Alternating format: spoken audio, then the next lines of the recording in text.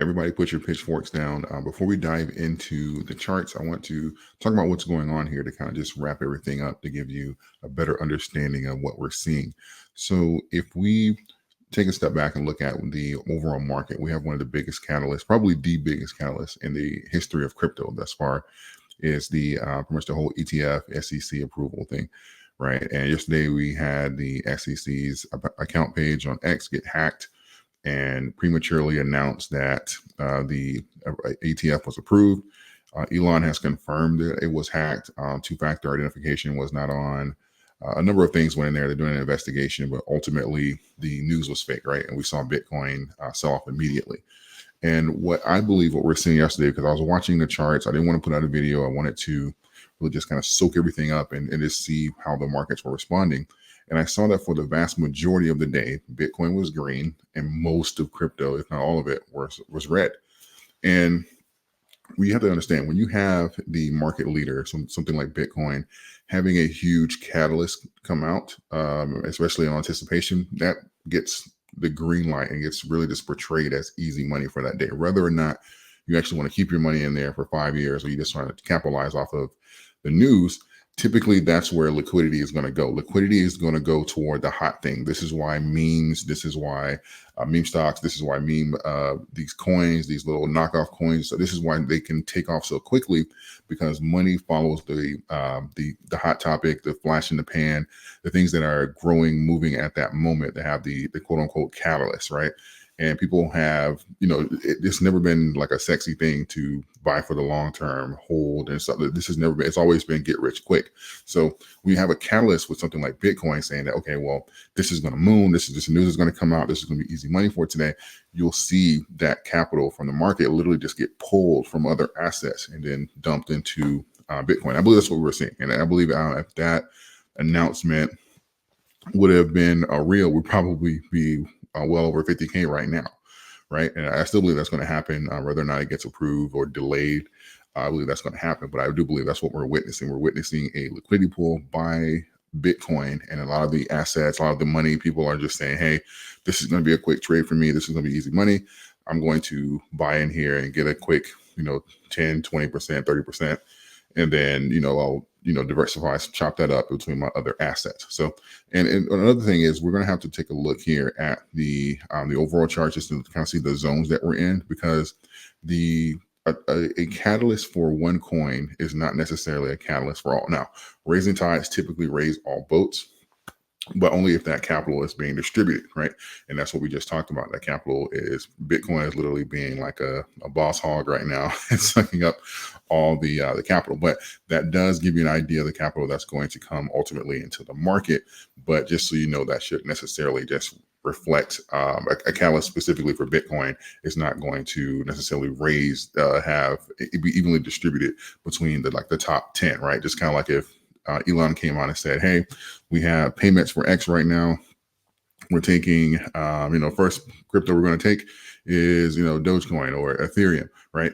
And those coins take off. And you're like, oh, well, why come Bitcoin's not taking off? That's not a Bitcoin catalyst. So we'll take a look here at the charts here and really just kind of get an idea of where we are price-wise, and then we'll conclude there.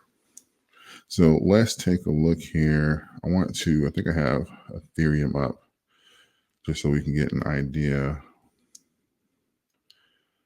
And so if we take a look at Ethereum, we'll see that we've been bouncing around like that 14-day. And I really just want to show you guys Bitcoin as well. But because right now, Ethereum is having trouble with the 2,400 mark, right? These is where all the rejections are coming from. But ultimately, we're still within that range, trending sideways, which is great. This is literally just building strength in there. That's what I was saying as far as building out a floor. You don't want to necessarily have a stock with weak floors as you ascend upward. Bitcoin right here is rejecting off of the 14-day, right? Pretty much gave up. It's not all of it, but pretty much is giving up a lot of the gains that we've seen over the last couple of days, right? Had a big green candle, a big push up to 47. And now we've pretty much given up about 2,500 within the last 48 hours. And the catalyst, I would say rug pull, but the catalyst of the SEC account getting hacked, and it kind of took the win of a lot of people because now people, that fear is in the market, right? Remember, two things drive the market: fear and greed. So if we take a look here, let's take a look at shorts. I don't expect there to be massive amounts. Oh no, Bitcoin shorts are up 32% on the day. Okay, so their shorts are betting that it goes down. Bitcoin shorts are up 32%. Interesting. So it looks like they're hoping on some type of delay. Then we have Doge here, who we are at the 382 level. Massive panic and fear here. The 14 days almost acting like a point of resistance here. A lot of rejections off of it here. And we're about to have a 14 cross to 72. Now, this is somewhat of a lagging indicator. And if I have to assume, because we're bringing up the 200-day, right? The 200-day is officially above the top liquidity zone. This is where, when we were here before and we were struggling, this is where we had to come to grab liquidity before we had that run up, right? So if we were about a penny or so, really less than that, less than a penny away from that top liquidity zone for us. So if I have to take a guess here based off what I'm seeing, I'd say somewhere between the 200-day and this top liquidity zone, that's where Doge will grab liquidity. And this is probably where you're going to get this death cross here at around 14 to 72. Or, we could trend sideways here. We are at the bottom of this, the 0.5 zone here. So this could trend sideways here. That's still relatively close. You may have some rejections off of here. It doesn't necessarily mean that we'll close there. But ultimately, this is where we're looking like that next liquidity is going to be waiting. This is something we've done here from around 8.5 cent, 8.7 cent.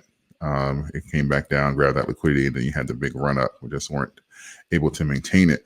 Let's take a look here at shorts and see.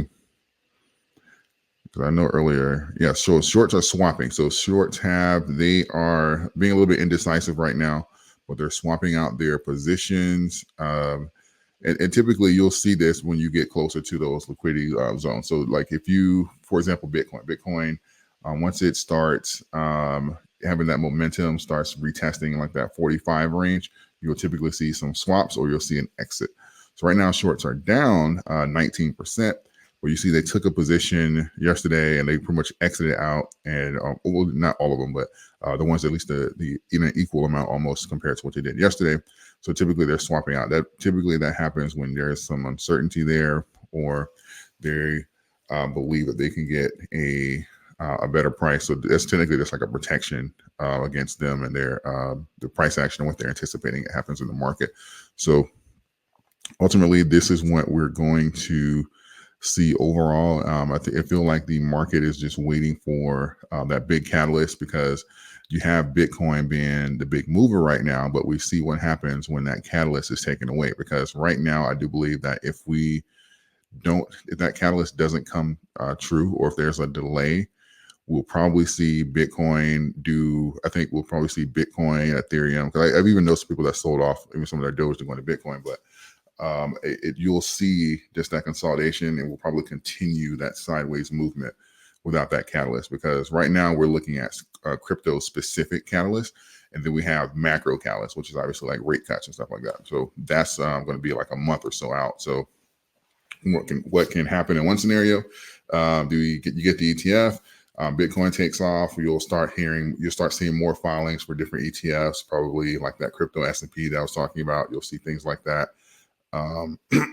Or you'll see a delay, crypto kind of goes sideways, and then you'll see another time frame as far as to bring this up to get it approved, and then we'll get an update on the macros with Jerome Powell and rate cuts, and then we'll start getting an idea of the general economy, and we start to shift and ascend that way. But ultimately, what we're just dealing with here is just the fear and uncertainty of some crypto specific catalysts, i.e. the Bitcoin ETF. So this is kind of causing some shakiness throughout the market, which is typical. People only buy for two reasons again, greed and fear. So we'll buy or sell for two reasons, greed and fear. So ultimately, I believe that's what's happening. And we will obviously chart this and keep an eye on it going forward. But in all be all, if you're long term, this is, just obviously there's going to be some ripples in the water. If you're short term, obviously you definitely need to be paying attention to this. If you're trying to swing trade, this is everything. So this is kind of why you see like a lot of these triggers and these shorts and stuff coming in. People probably hedging themselves with their options, really just protecting themselves in this case this gets denied. And, obviously, if you're swinging, you don't want to be the last one out, because then you're going to be forced to average down. And now you're over leveraged in a position that you didn't want to be in long term anyway. And now you're a long term investor. It's just a domino effect. And so you can expect to see these types of swings until we get some concrete data on which way they're going to go. So, with that being said, that is my update on the price action, why things are appearing sluggish.